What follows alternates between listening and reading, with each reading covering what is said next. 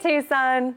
I'm Sophie Gibson-Rush from KXCI, here to share some harebrained thoughts and recommendations regarding our illustrious local music scene.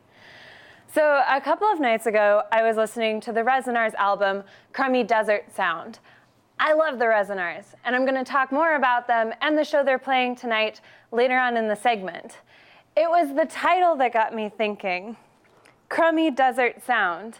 And I realized that on this show, I say those words a lot. Desert sound, desert vibe, desert rock. And I say them usually when I don't know what else to say, when the classification is elusive, or when I'm honestly too lazy to accurately describe a group's sound.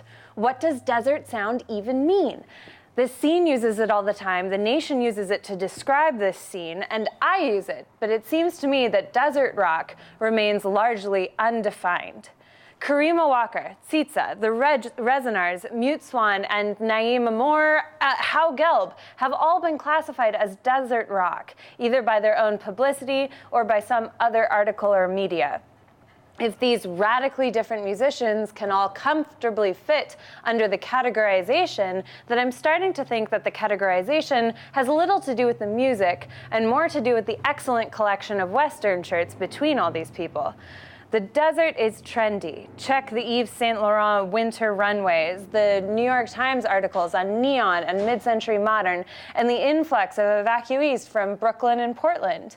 But using a classification because there's a trendy aesthetic that goes along with it is completely reductive. Does this classification limit us as a growing music scene?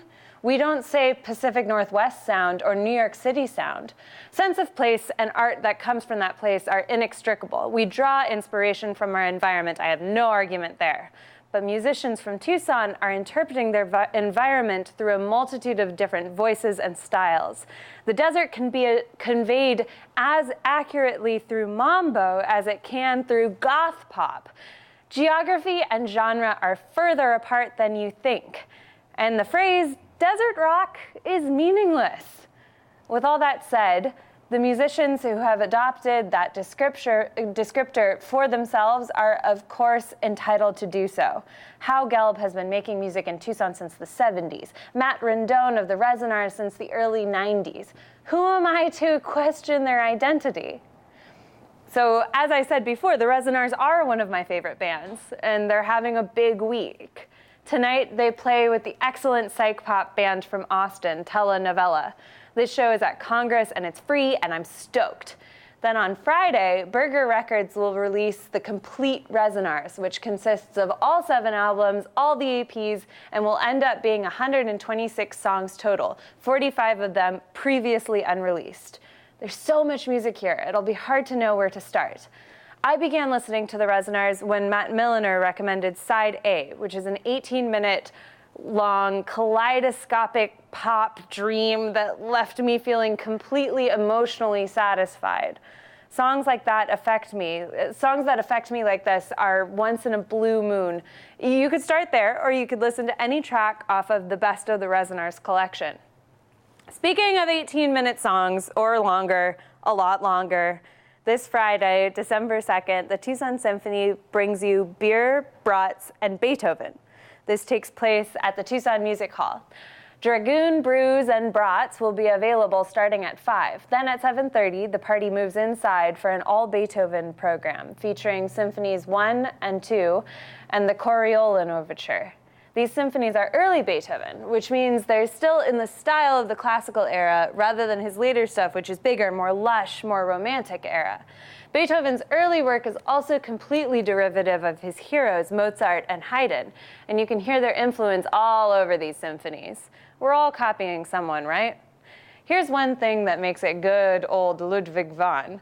The 4th movement of the 2nd Symphony, the Allegro molto, opens with a riff that sounds like a hiccup or flatulence. According to musicologist Robert Greenberg, Beethoven's gastric problems, particularly in times of great stress, like the fall of 1802, were legendary. It has been understood that almost since the day of its premiere, that is what the symphony is all about. Next, we'll find out that the Moonlight Sonata is about salmonella poisoning. Sorry if I ruined the beer and brat party for anyone, but this program is dynamite, so try to bask in the classical mastery of sound rather than thinking of Beethoven's toilet adventures. Also on Friday, Katie Haverly and the Aviary, House of Stairs, and Birds and Arrows perform at the Flycatcher. I got to interview Katie, Ben, Derek, and Julius Monday night on Locals Only, and I was blown away by the talent, but also the nitty-gritty skill of each and every musician in this band. The session will be up on Creative Tucson soon, so check it out. House of Stairs is from Phoenix and features Holly Pyle, a remarkable jazz vocalist.